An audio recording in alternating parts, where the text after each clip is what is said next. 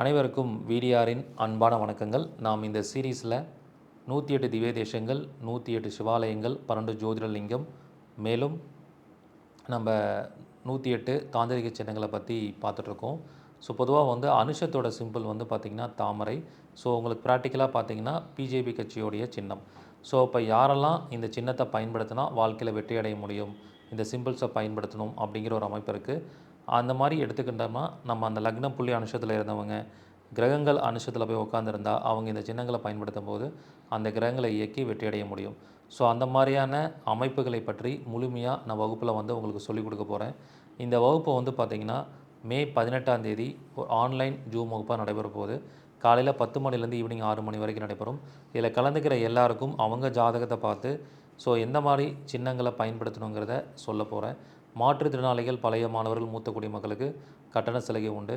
விருப்பம் இருக்கிறவங்க முன்பதிவு பண்ணிக்கோங்க. நன்றி, வணக்கம், வாழ்க வளமுடன்.